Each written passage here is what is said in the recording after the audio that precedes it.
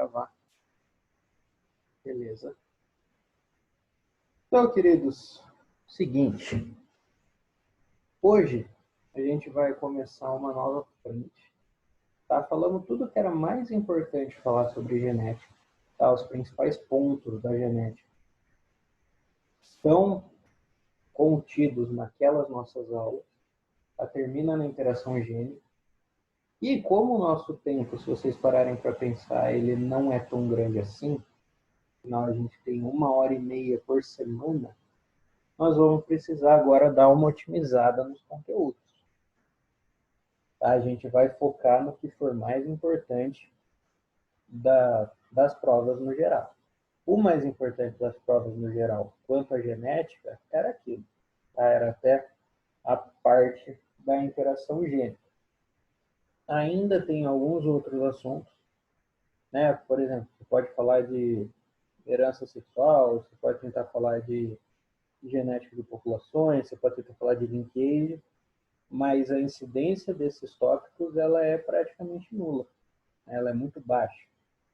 Então, nós vamos focar agora no que é certeza, e aí depois, como muito provavelmente no final do ano nós vamos ter um tempo, e aí esse tempo nós vamos usar para revisão, aí a gente embute alguns outros conceitos lá para você. Bom, a área que nós vamos começar agora é a área da fisiologia. Então, agora o pessoal que quer medicina já fica com os olhinhos tudo brilhante. Por quê? Como vocês vão ver o corpo humano funcionando, né? Fisiologia da escola, a gente foca muito na fisiologia humana, né? Acaba vendo um pouco de fisiologia animal quando a gente for falar de zoologia. Que aí a gente comenta, né? Sobre o funcionamento de cada um dos filos do reino animal e tudo. Mas a fisiologia detalhada, a gente vê a fisiologia humana. Tá? Então é isso que a gente vai focar mais nesse nosso primeiro momento. Uma outra coisa, o Enem. O Enem passou a bater muito em cima dessa tecla. Tá? De uns anos para cá, a fisiologia no Enem está estourando. Está estourando sempre no mínimo uma pergunta, mas já teve provas que tinham 2, 3 perguntas envolvendo fisiologia. Claro, não vão ser perguntas diretas, são aquelas perguntas bem estilo Enem, mas sabendo o básico você já consegue responder. Dentro dos vestibulares aqui de São Paulo, USP, Unesp, Unicamp, eles meio que não foram muito para cima dessa área. Então, volta e meia aparece uma pergunta, mas não é com a frequência que o Enem disponibiliza para vocês. Agora, o pessoal que quer fazer medicina e vai prestar vestibulares de faculdades de medicina, então, por exemplo, a FAMEMA, a FAMERP, que é a Faculdade de Medicina de Rio Preto, a FAMECA, que é a Faculdade de Medicina de Catanduva. Então, quem vai fazer os processos dessas faculdades de medicina, aí sim vocês podem ter certeza que isso daí vai precisar estar na ponta da língua de vocês. Tá? É uma área muito da hora, a gente vê como a gente funciona de fato, e aí vocês conseguem relacionar muitas coisas com o que vocês passam no dia a dia. Por exemplo, hoje na digestão eu vou falar de algumas coisas que eu tenho quase certeza que todo mundo já presenciou, já passou por isso. E aí vai entender, puta, então aconteceu isso aquele dia por causa disso daqui? Exatamente.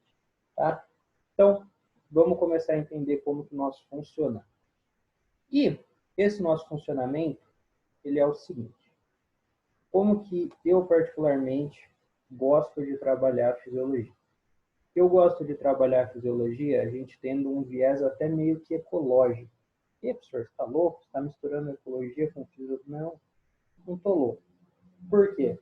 Muitas das coisas que a gente precisa para funcionar direito, muitas coisas que a gente precisa para o nosso metabolismo fisiológico funcionar, a gente precisa pegar de fora, né? A gente precisa pegar do meio ambiente. E toda a relação que você tem com o meio ambiente entra na parte da ecologia também. Seguinte, a nossa fisiologia, ela tem 4 processos que são básicos. Nós temos vários sistemas, mas 4 processos que esses sistemas realizam são os processos essenciais para o ser estar vivo.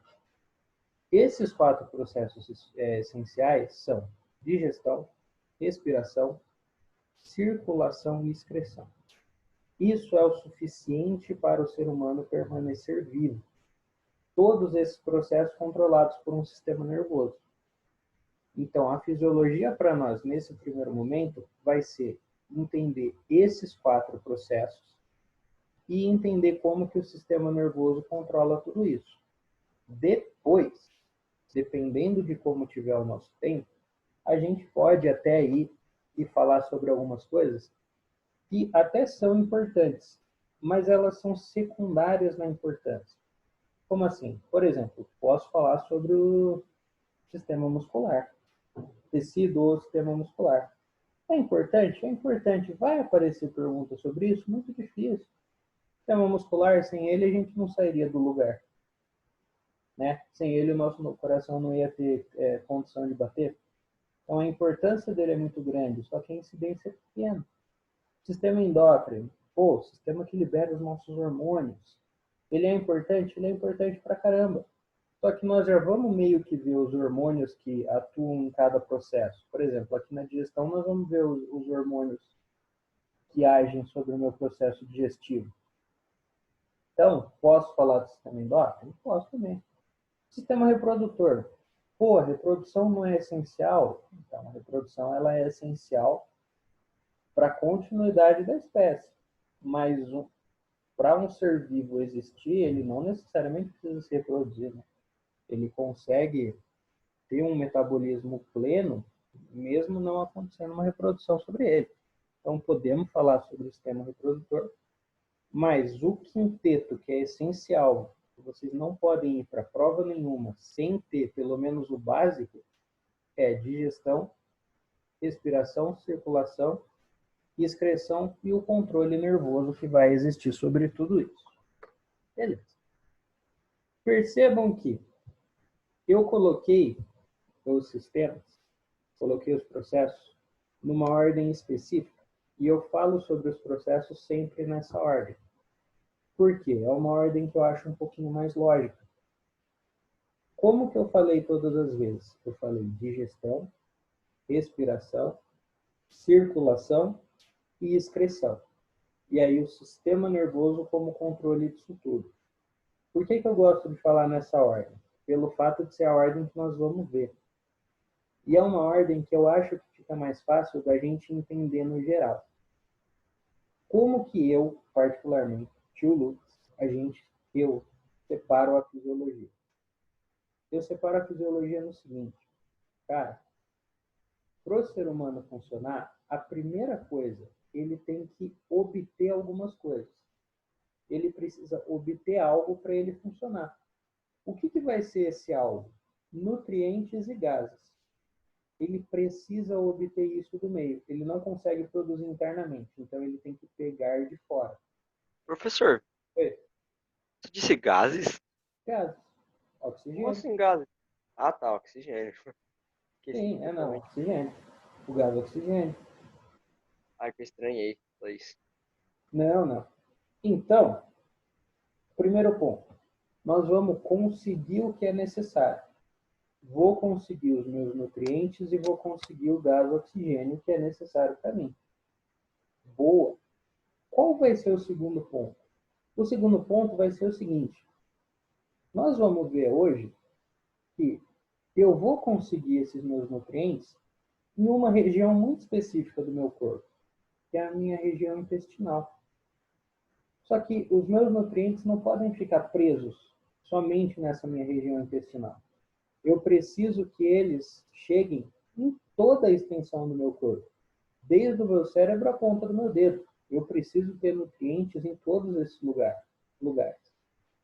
O gás oxigênio que eu for pegar na semana que vem a partir da respiração, eu vou obter ele na região do meu pulmão. Só que eu também preciso desse gás oxigênio em todo o meu corpo.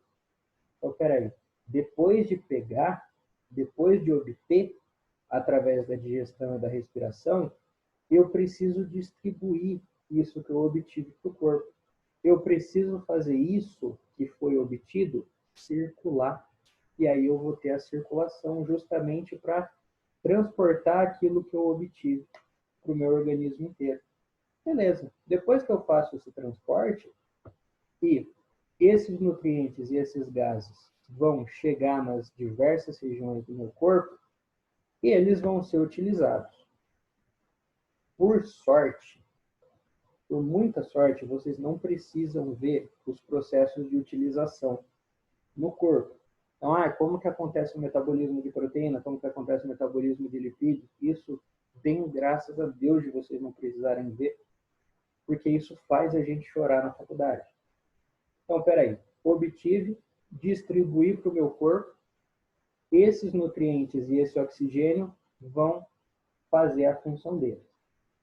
Dando um exemplo, só para não ficar muito vago, vamos pensar no açúcar, na glicose.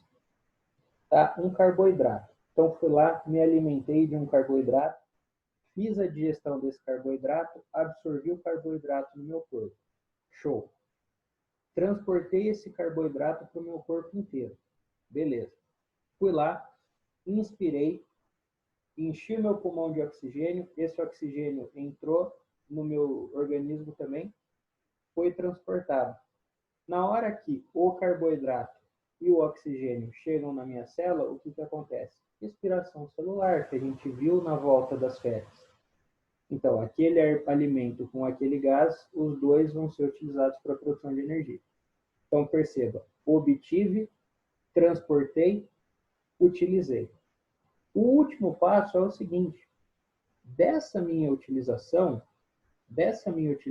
dos meus nutrientes e do meu oxigênio, quase sempre vão ter restos, vão ter sobras. E essas sobras, além de não serem úteis para mim, muitas vezes elas são prejudiciais, elas são tóxicas. Elas ficarem no meu organismo vai me trazer prejuízo. Então eu preciso fazer o quê? Eu preciso de uma maneira de lidar com esses restos, de expelir esses restos. E aí o que eu faço com eles? Eu excreto. Na hora que eu excreto, eu terminei o funcionamento básico de um ser humano. Obtenção, transporte, utilização e excreção. O ser humano vive a todo momento repetindo esses processos. Obtenção, transporte, utilização, excreção. Obtenção, transporte, utilização, excreção. Toda vez que a gente se alimenta, eu estou obtendo nutriente. Toda vez que eu inspiro, eu estou obtendo gás carbônico. Tudo isso a todo momento está sendo utilizado no meu corpo. E aí, como resto, o que acontece? Eu vou ter a formação de urina. Então, toda vez que você levanta, vai no banheiro e urina, você está terminando um ciclo fisiológico. Tá? O meu funcionamento vai ser baseado nisso daí. Obtenção, transporte, utilização e excreção. Hoje nós vamos começar a entender a obtenção de algumas coisas. Ok? A digestão, ela vai ser o processo fisiológico onde eu vou obter nutrientes. Tá? Eu vou obter nutrientes a partir de quê? A partir do alimento. Tá? Então, o alimento que eu vou lá, o alimento que eu preciso consumir, por que eu preciso consumir ele? Porque o alimento me dá energia. Tá certo, mas está incompleto. O alimento não me dá só energia. Além de me dar energia, o alimento vai me dar todos os outros nutrientes que são necessários para mim. Tá? O que do alimento vai me dar energia é o carboidrato. Agora, e a proteína que eu comi no alimento? Ela vai ser importante para o desenvolvimento estrutural do meu corpo. E o lipídio que eu comi no meu alimento? Ele vai ser importante também para o desenvolvimento estrutural do meu corpo. Então, a energia, ela é só um dos benefícios da alimentação. Existem outros, claro que existem. Então, todos os nutrientes necessários para um ser vivo se desenvolver, eles vão ser pegos através dos seus alimentos e eles vão ser conseguidos quando esses alimentos passarem pelo processo de digestão. De agora em diante, sempre que eu falar nutrientes, eu vou me referir a macromoléculas. E aí, só adicione uma coisinha que eu esqueci, macro e micromoléculas. Tá? Macromoléculas, a gente viu no começo do ano, aqueles 4 compostos orgânicos essenciais, lembra? Proteína, lipídio, carboidrato, vitaminas e o quinto, que era o ácido nucleico. Então, a ideia é eu chegar nisso. Quando você vai lá e pega um lanche, você vai lá, terminou a aula agora, 10 horas, você vai lá e come um lanche. Pão, carne, queijo. E aí você vira e fala, cacete, é uma refeição completa. Por quê? Eu tenho a proteína do pão, eu tenho a proteína da carne, eu tenho o carboidrato proveniente do pão, eu tenho a gordura proveniente do queijo. Então, beleza, eu vou conseguir todas as minhas macromoléculas disso. Está errado? Não está errado. Só que o pão em si não vai te dar proteína. Você vai ter que digerir aquele pão para conseguir a proteína. Carboidrato. A carne não vai te dar a proteína. Você vai ter que digerir a carne para conseguir a proteína. O queijo não vai te dar a gordura. Você vai ter que digerir o queijo para conseguir a gordura. Então, perceba, o meu alimento em si não é o nutriente. O nutriente vai ser o que eu consegui tirar daquele alimento. O que a minha digestão conseguir tirar daquele alimento. Então, aquele meu pedaço de pão que eu comi, tinha proteína nele? Tinha. Só que eu vou precisar pegar aquele pão e literalmente quebrar aquele pão para eu conseguir retirar as proteínas dele e dar para o meu organismo. A proteína que está no pão, ela não vai simplesmente chegar no meu corpo. Muito pelo contrário.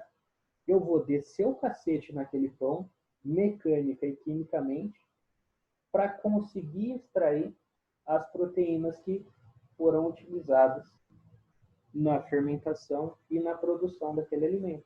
Eu vou ter que descer o cacete física e quimicamente na carne que eu estou comendo para conseguir retirar as proteínas, para conseguir absorver as proteínas que tem naquela carne. Esse descer o cacete é o princípio da digestão. A digestão, ela funciona na base de quebra. Então, eu vou obter os meus nutrientes quebrando o meu alimento. Tá? Eu vou conseguir nutrientes a partir do alimento, quebrando aquele alimento.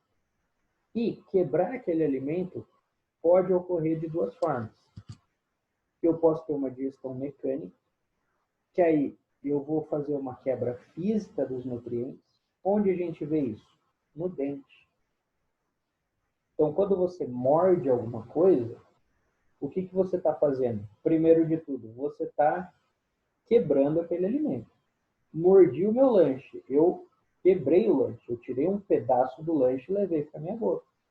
E na mastigação, o que eu vou estar fazendo? Eu vou estar meio que dilacerando ainda mais aquele meu bolo. Isso tudo conta, isso tudo conta. Então, como eu não estou tendo auxílio nenhum, apenas o meu dente fazendo força, isso é uma digestão mecânica, uma separação física. Só que eu também posso descer a porrada quimicamente, e aí eu entro na minha digestão química. Na digestão química, o que vai acontecer? Eu vou jogar um monte de enzimas em cima daquele meu alimento, e aí que vai acontecer a quebra que eu falei para vocês. Na hora que eu jogar um monte de enzimas em cima da proteína, o que vai acontecer? Eu vou conseguir destruir aquela proteína grande e a enzima vai fazer o quê? Ela vai como se fosse uma pinça e vai retirar proteína por proteína do pão que eu tinha, da carne que eu tinha. Ela vai retirar monossacarídeo por monossacarídeo do pão que eu tinha, do carboidrato que eu tinha no pão. Então, a digestão química, na presença dela, o que vai acontecer? Eu vou ter uma quebra muito mais eficiente. A gente já vai ver como que isso vai funcionar. Mas o princípio é esse. Vou pegar o meu alimento e vou quebrar esse meu alimento até eu conseguir nutrientes. Basta só eu quebrar? Não basta. Se eu chegar e moer o meu alimento na porrada e ele chegar no meu intestino e simplesmente passar pelo meu intestino, ele vai sair pelo, né, pelo fiofó e não vai ter me servido para nada. Então, o segundo ponto da digestão, depois que eu quebrar tudo aquilo, é que eu preciso absorver. Tá? Então, não basta somente eu quebrar. Não basta só eu ir lá e pegar uma pinça e separar proteína por proteína da carne, carboidrato por carboidrato do pão, gordura por gordura do queijo. Não basta. Depois que eu fizer essa separação, o meu organismo vai ter que ser capaz de absorver. E por absorver, o que nós precisamos entender? Jogar na corrente sanguínea. Tá bom? Então, a obtenção dos nutrientes a partir do alimento vai se dar como? Quebrando aquele alimento até eu conseguir moléculas menores e absorvendo essas moléculas menores para mandar para a minha corrente sanguínea. Boa. Como que vai funcionar, então, a questão do o que nós comemos e o que vai ser absorvido? O pão vai ser absorvido? Não vai ser absorvido. Ah, mas o pão é proteína. Sim. Só que, das minhas proteínas, o que eu absorvo? Aminoácidos. Na primeira aula nossa, eu falei para vocês que uma proteína é um conjunto absurdo de aminoácidos. Se eu tentar absorver uma proteína inteira, não vai rolar. Ela é muito grande e ela é muito complexa. Então, eu quebro aquela minha proteína em pedaços menores e aí eu vou ter condição de absorver esses pedacinhos menores. Então, a ideia é que as minhas proteínas, passadas pela digestão, se tornem aminoácidos ou peptídeos. Os meus carboidratos. Os meus carboidratos, para eles serem absorvidos, eu preciso quebrar eles até o nível de monossacarídeos. Qual que é o monossacarídeo mais importante? Glicose. Ah, a glicose que a gente viu na respiração? Exatamente. Então, eu vou pegar o carboidrato lá do meu pão e vou quebrar esse carboidrato até eu conseguir um monte de glicose. Aí eu consigo absorver essa glicose. Os lipídios. Não consigo absorvê-los, eu preciso transformar eles em ácidos graxos e glicerol. Lipídios importantes, né? Comer gordura é importante em alguns pontos, ajuda na manutenção do equilíbrio térmico, além de compor a membrana plasmática. Ácidos nucleicos, DNA, RNA. Ai, senhor, você é louca? Não come DNA, não come RNA. Claro que come, cara. Sempre que a gente se alimenta de algum ser vivo, esse ser vivo é composto por células, né? Senão não seria um ser vivo. E a partir do momento que você ingere uma célula, você está ingerindo todos os componentes celulares daquela célula, inclusive o ácido nucleico. Então, aquela sua carne que você está comendo, aquele seu bife, ele era um tecido do boi, da vaca. Então, como todo tecido, tinha células. Na hora que você come aquela carne, você está ingerindo o DNA que estava naquele ser vivo, naquele porco, naquele boi. Dos ácidos nucleicos é interessante a gente pegar os nucleotídeos. Ah, senhor, mas eu não tenho essa preocupação porque eu sou vegetariano. Beleza, vegetal também é vivo, tá? Então o vegetal também tem DNA dentro da célula. Então a folhinha de alface, ela vai ter células com DNA também. Então não muda nada. E por fim, nós vamos ter as vitaminas. E aí o interessante das vitaminas é que elas não sofrem digestão. Elas não sofrem quebra. Então, a vitamina, do jeito que ela entrar, ela já vai ser absorvida sem problema nenhum. Eu não preciso quebrar a vitamina em nada. Beleza. Então, agora a gente já entendeu qual que é o nosso objetivo. O nosso objetivo é conseguir essa coluninha da direita e vamos atrás. Vamos sair agora, 10 horas da noite. Vamos pedir aquele lanche maravilhoso. Na hora que chegar o lanche, nós vamos comer o lanche e aí a mágica vai começar. Os rins não fazem parte do sistema digestivo. Tá? Os rins fazem parte do sistema urinário, do sistema excretor. Bom, quem vai fazer tudo isso para nós? quem que vai fazer a boa para mim? De obtenção de nutrientes. Vai ser o meu sistema digestório. Tá? Então, aqui, um esquema do nosso sistema digestório, composto, né, por vários órgãos, várias regiões.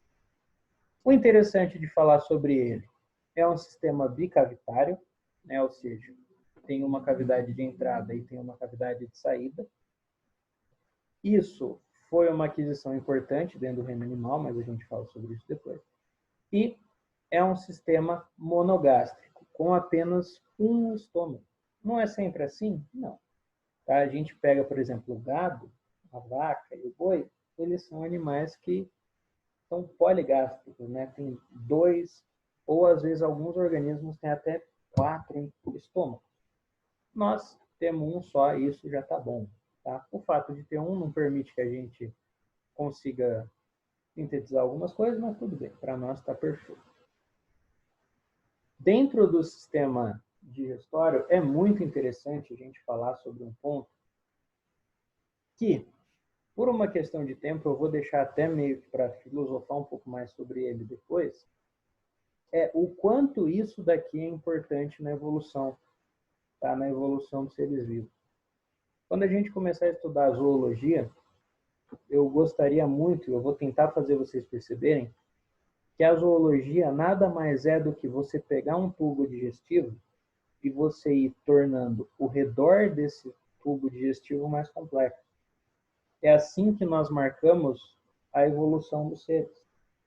Tá? A gente marca a evolução dos seres conforme o sistema digestório vai ficando melhor e conforme eu vou colocando aparelhos mais sofisticados ao redor dele.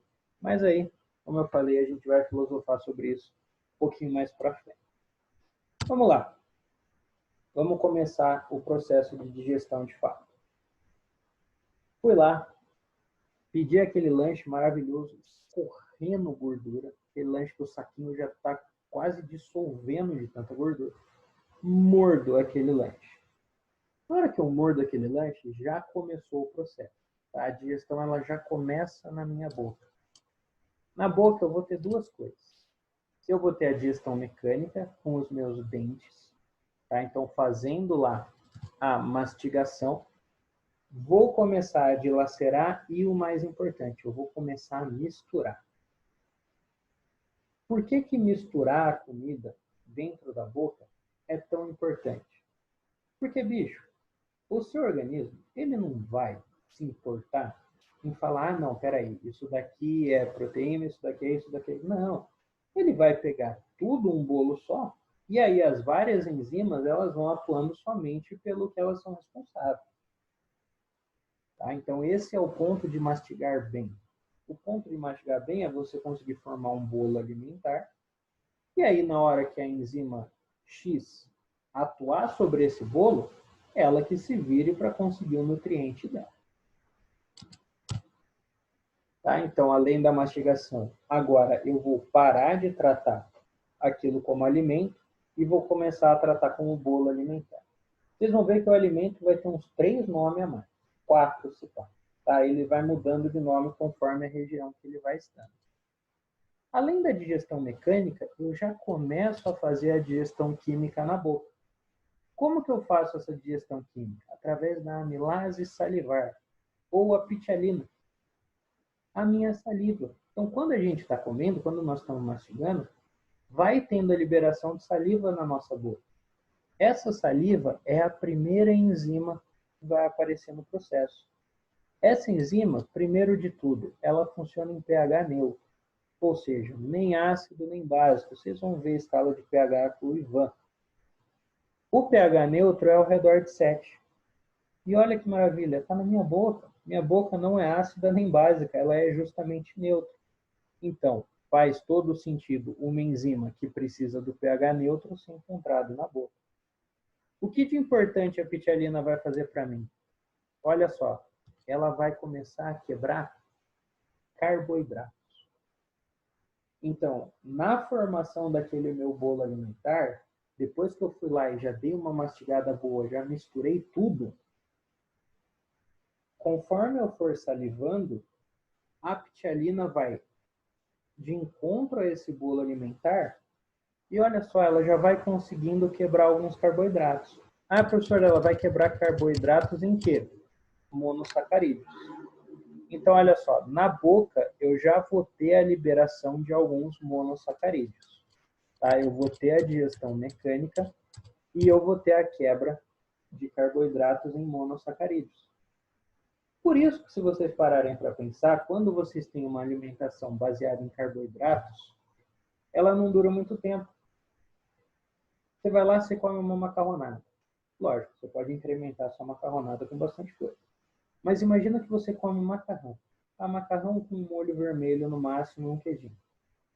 Vai dar, bicho, 1 hora, 1 hora e 20, você vai estar com fome de novo. E aí você fala, bicho, não é possível, eu comi faz pouco tempo. Sim, mas a sua alimentação foi baseada em carboidrato. E o carboidrato é a primeira coisa a ser absorvida. Tá? Ele é absorvido diretamente na boca. Sendo absorvido rápido, não precisando passar por todo o processo de digestão, você vai utilizar aquilo muito rápido. E aí o seu estoque vai acabar mais rápido também. Um detalhe importante. Alguns, tá? Não são todos os carboidratos que vão ser quebrados na boca. Alguns deles já conseguem. Então, beleza. Mordi o meu lanche, formei o bolo alimentar, a saliva já fez a boa para mim e começou a me dar alguns nutrientes, eu vou lá e engulo.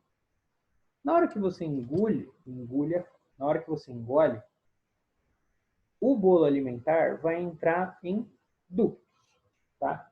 Esses ductos vão ser a faringe e o esôfago. A faringe é um órgão compartilhado, então ela faz parte tanto do sistema respiratório quanto do sistema digestório. E o esôfago, ele é o canal que vai ligar a boca até o estômago. Então, a partir do momento que eu engulo esse meu alimento, ele vai tomar o caminho da faringe, que é essa região aqui, e depois da faringe ele toma o caminho do esôfago. No esôfago não tem nada demais, tá? Ele só vai passar, não vai acontecer nenhum tipo de digestão. O interessante de se falar a respeito do esôfago é o seguinte: o esôfago, ele não vai simplesmente deixar o bolo alimentar passar. O esôfago, ele vai empurrar esse bolo alimentar para baixo, através dos movimentos peristálticos. Tá? Então, o bolo alimentar não vai simplesmente cair. Ele vai chegar no esôfago e aí o esôfago vai, através da sua movimentação, empurrando ele para baixo. Por isso que a gente consegue beber as coisas e comer as coisas mesmo de cabeça para baixo. Né? Porque a partir do momento que entra no esôfago, ele vai empurrar em direção ao estômago, independente de você estar de cabeça para baixo ou não. Beleza. Então, aquele meu bolo alimentar passou pelo esôfago sem problema nenhum. Aí ele chegou no estrombo. Aí ele chegou no órgão zica do bagulho. Passando aqui pelo esôfago, ele vai chegar no meu estômago. O estômago, de importante, ele é um órgão muscular.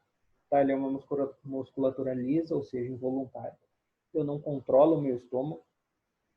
Não controlo os movimentos que o meu estômago faz, por isso que a nossa barriga ronca, às vezes a gente não entende por quê.